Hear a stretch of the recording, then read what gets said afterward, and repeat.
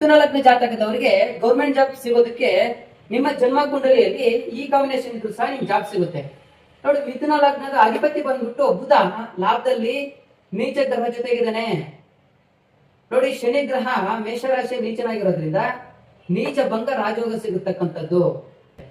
6ನೇ ಮನೆಯಲ್ಲಿ ವೃಶ್ಚಿಕ ರಾಶಿಯಲ್ಲಿ ಕುಜ ತನ್ನ ಸ್ವಂತ ಸ್ಥಾನದಲ್ಲಿ ಇರೋದ್ರಿಂದ ತನ್ನ ಸ್ವಂತ ಬಲದಿಂದ ಶತ್ರುಗಳಿಂದ ಜಯಿಸ್ಕೊಂತಾನೆ.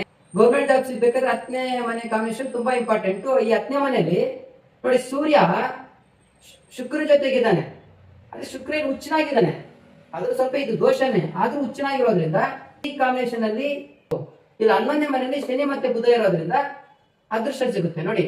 ಮಿಥುನ ಲಗ್ನದವರಿಗೆ 6ನೇ ಮನೆಯಲ್ಲಿ ಕುಜ ವೃಶ್ಚಿಕ ರಾಶಿಯಲ್ಲಿ ಸ್ಟ್ರಾಂಗ್ ಆಗಿರೋದ್ರಿಂದ ಮತ್ತೆ 10ನೇ ಮನೆ ಮೀನ ರಾಶಿಯಲ್ಲಿ ಸೂರ್ಯ ಮತ್ತೆ ಶುಕ್ರ ಸ್ಟ್ರಾಂಗ್ ಆಗಿರೋದ್ರಿಂದ 11ನೇ ಮನೆಯಲ್ಲಿ ಶನಿ ನೀಚನಾಗಿರೋದ್ರಿಂದ ನೀಚಭಂಗ ರಾಜಯೋಗ ಸಿಗುತ್ತೆ, ಅದೃಷ್ಟನಿದೆ, ಲಾಭವಾಗಿರುತ್ತೆ.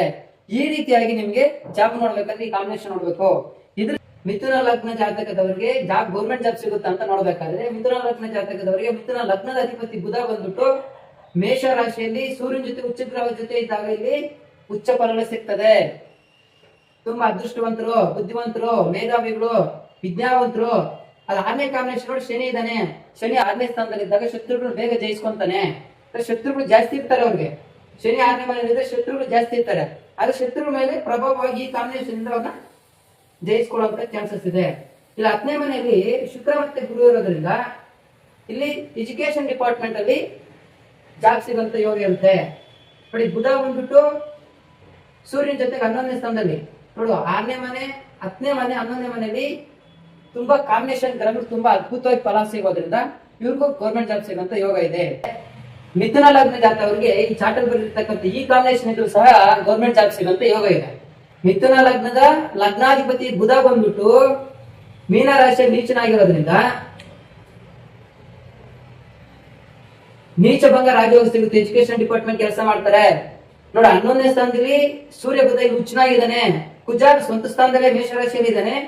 ಸೂರ್ಯ ಮೇಷರಾಶಿಯಲ್ಲಿ ಇದ್ದಾಗ ಉಚ್ಚವಾಗಿರ್ತಕ್ಕಂಥ ಫಲ ಸಿಗುತ್ತೆ. ಮತ್ತೆ ಶನಿ 6ನೇ ಮನೆಯ ಶತ್ರುಗಳನ್ನ ಶುಕ್ರ ಮತ್ತೆ ಶನಿ ಕಾಂಬಿನೇಷನ್ ಇಂದ ಕಾಂಪಿಟೇಟಿವ್ ಎಕ್ಸಾಮ್ ಅಲ್ಲಿ ಜಯಿಸ್ಕೊಂತಾರೆ.